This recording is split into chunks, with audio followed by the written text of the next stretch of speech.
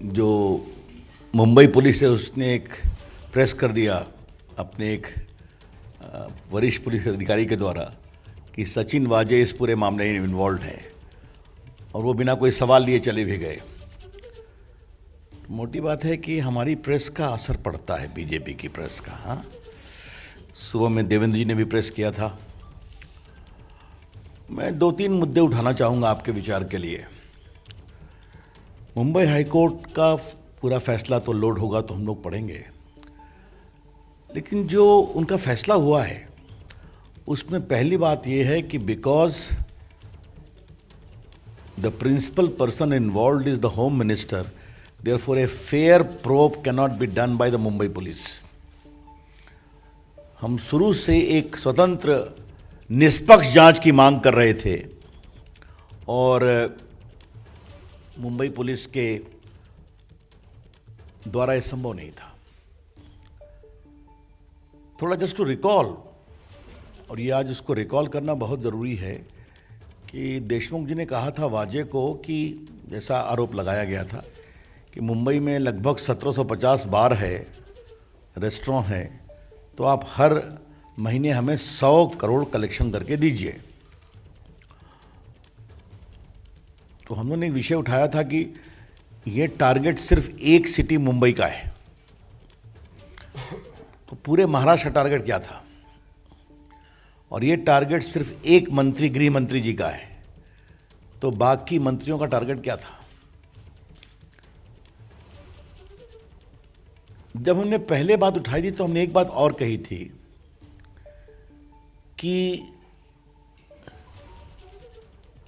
मुख्यमंत्री उद्धव ठाकरे खामोश हैं।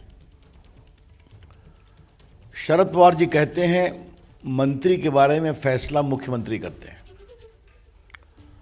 और कांग्रेस और शिवसेना कहती है कि देशमुख जी के बारे में फैसला एनसीपी करेगी।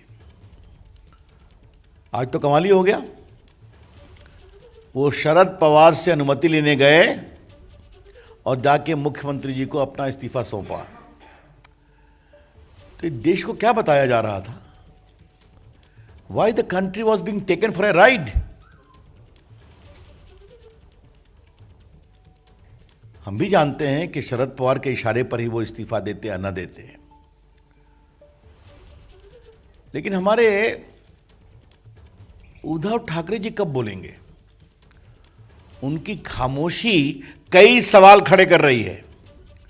The consistent conspicuous silence of Mr. Uddhav Thackeray is by itself raising a lot of questions. क्या हम ये मानकर चलें कि बात निकलेगी तो बहुत दूर तक जाएगी? देखिए, आप एक बात देखिए, इस पूरे मामले को मैं पार्टी की तरफ से और थोड़े कानून की समझदारी के रूप से कुछ रखना चाहता हूं। जो हमारी लास्ट प्रेस थी उसी दिन मैं मुंबई पुलिस ने प्रेस किया और एनआईए सचिन वाजे की कहानी की परत दर परत रोज निकाल रही है। अभी तक कितनी गाड़ियां पकड़ी गई उनकी, लग्जरी गाड़ियां, और 6 या 7 आ गई हैं, 8 हो गई। रोज नई गाड़ियां मिलती हैं जो उपयोग कर रहे हैं। एनआईए ने गोताखोरों को मीठी नदी में कुदवाया तो कितनी चीजें निकल गई। तो ये सचिन वाजे की कहानी कहां तक जाएगी ये तो एनआईए बताएगी, लेकिन उसकी परत दर परत रोज खुल रही है।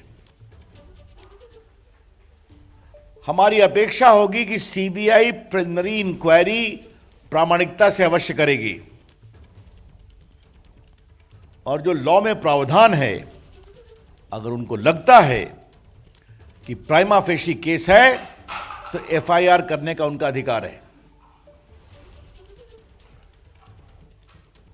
और कोर्ट ने स्वयं पाया है कि मामला गंभीर है, गृह मंत्री इन्वॉल्व हैं, फेयर प्रोब मुंबई पुलिस के द्वारा नहीं संभव है।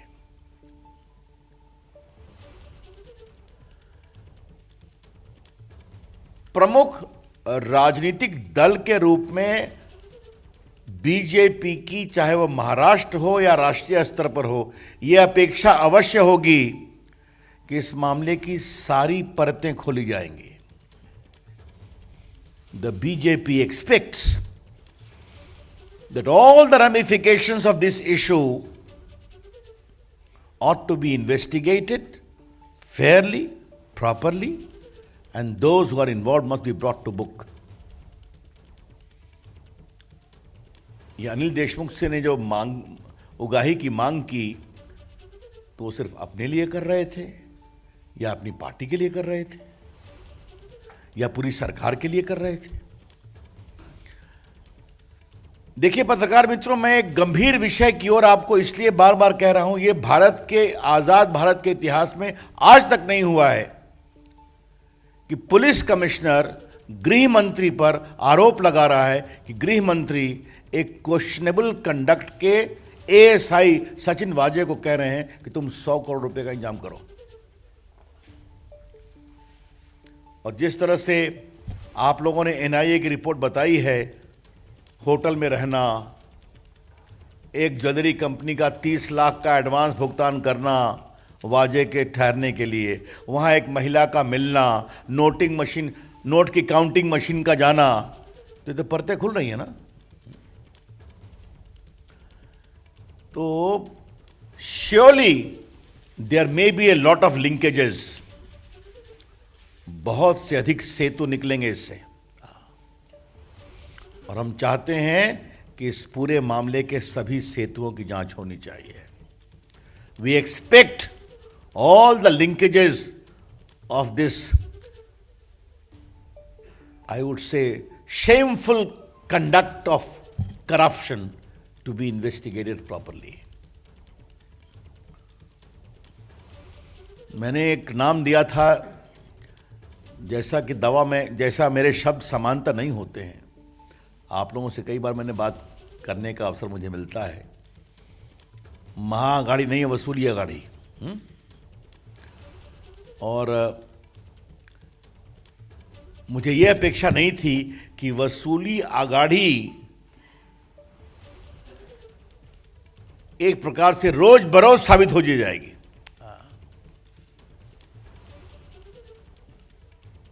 तो इसलिए हम एक बात फिर कहेंगे कि हमारे, कहाँ है चिट्ठी भाई, उनकी लाओ तो।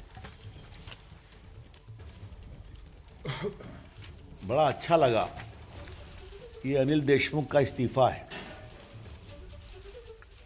इसमें क्या कहा गया है? मैं नैतिक आधार पे इस्तीफा दे रहा हूं। ये बड़े शब्द बड़े रोचक लगे मुझे। हैं मुख्यमंत्री जी, आपकी कोई नैतिकता है कि नहीं? उद्धव ठाकरे जी, आपके मुख्यमंत्री तो रोज अपने को डिफेंड करते थे, मंत्री, गृह मंत्री।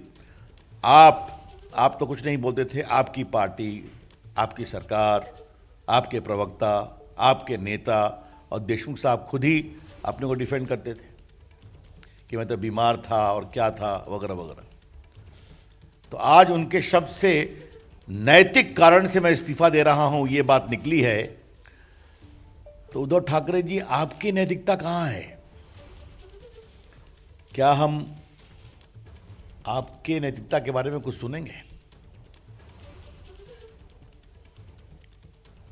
I think Mr. Uddhav Thackeray has forfeited the moral authority to govern. माननीय मुख्यमंत्री उद्धव ठाकरे जी, मैं बहुत विनम्रता से कहूंगा कि शासन करने के नैतिक अधिकार से अब आप वंचित हो गए हैं, जिस तरह से आपकी सरकार चली है या चल रही है। पत्रकार मित्रों, लोकतंत्र का एक बहुत सीधा वसूल होता है। लोकतंत्र लोकलाज से चलता है। लोकतंत्र लोकलाज से चलता है। Democracy is run by the standards of probity, of propriety, which the people may appreciate. 15 दिन के अंदर उनको अपनी प्राइमरी इंक्वायरी देनी है। आपको मालूम है कि CBI Delhi police establishment act के अंतर्गत एक पी करती है, फिर उसके बाद रेगुलर इंक्वायरी करती है। तो केंद्रीय मंत्री रविशंकर प्रसाद को सुन रहे थे आप। बीजेपी लगातार हमलावर हो रही है। जिस तरह की स्थिति महाराष्ट्र में बन गई है, अनिल देशमुख के इस्तीफे के बाद लगातार घेरने की कोशिश हो रही है उद्धव ठाकरे सरकार को।